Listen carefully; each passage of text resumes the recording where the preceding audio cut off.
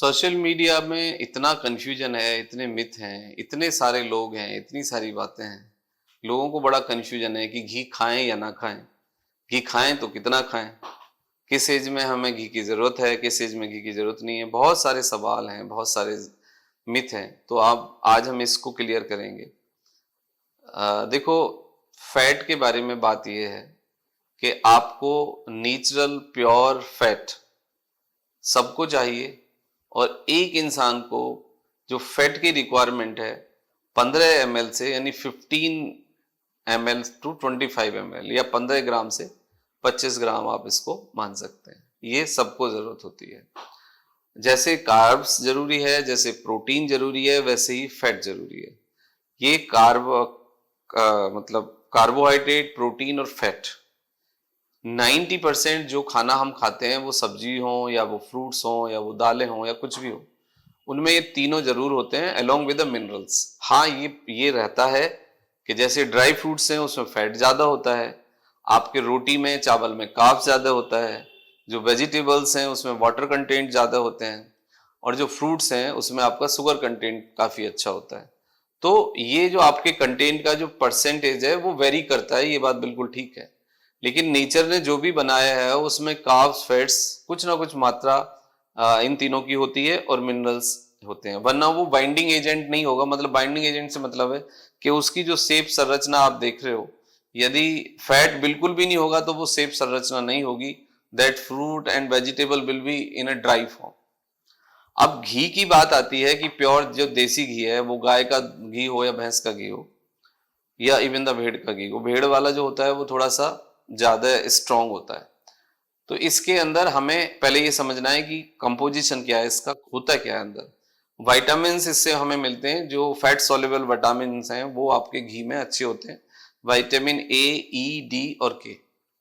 उसके बाद आता है गुड एंटीऑक्सीडेंट। एंटीऑक्सीडेंट जो है वो हमारे सेलुलर ग्रोथ के लिए, सेल्स के प्रोटेक्शन के लिए एज ए एंटीऑक्सीडेंट का रोल है कि वो हमें कि इवन द कैंसर से भी प्रोटेक्शन देते हैं। तो हमारी जो सेलुलर हेल्थ है, it's directly depend on the antioxidant.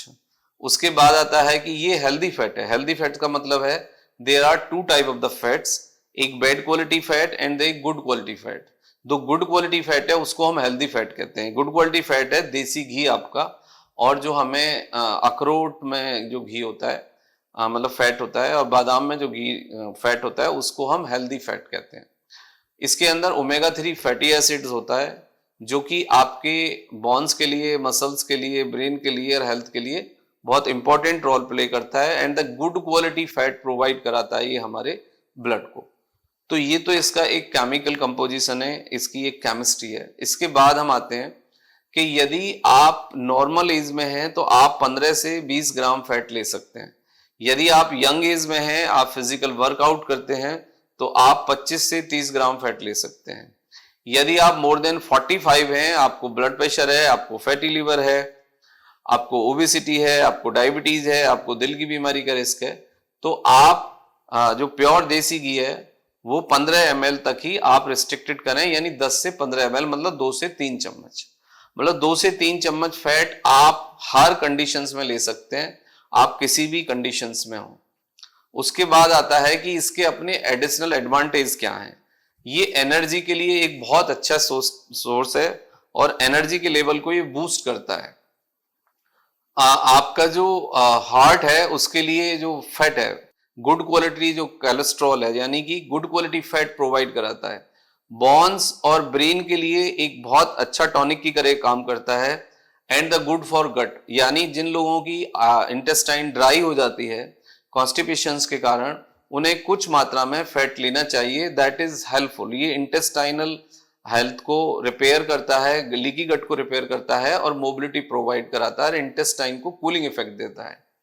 Anti inflammatory properties के कारण आपके यदि जॉइंट में, मसल्स में, लिवर में, या आपको किसी भी सेलुलर लेवल पे यदि इंफ्लामेशन है, तो उस इंफ्लामेशन को ये कम करता है, इस बॉन्स को स्ट्रेंथ करता है, और इम्यून सिस्टम को ये रेगुलेट करता है।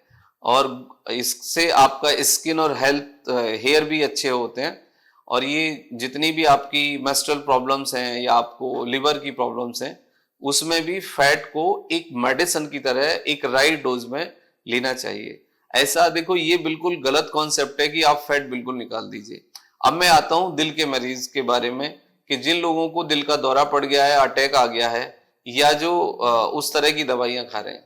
देखो, दिल के जो मरीज हैं वो भी 2 से 3 चम्मच देसी घी खा सकते हैं, लेकिन इससे ज्यादा ना लें, या फिर आपका जो फिजिशियन है या जो आपका कार्डियो फिजिशियन है उनसे कंसल्ट करके आप बात करके ही ले सकते हैं। लेकिन 2 से 3 चम्मच घी सबको लेना चाहिए, वो आपके लिए जरूरी है, वो आपकी लाइफलाइन है, उसके बगैर आपको बहुत सारी प्रॉब्लम्स हो सकते हैं।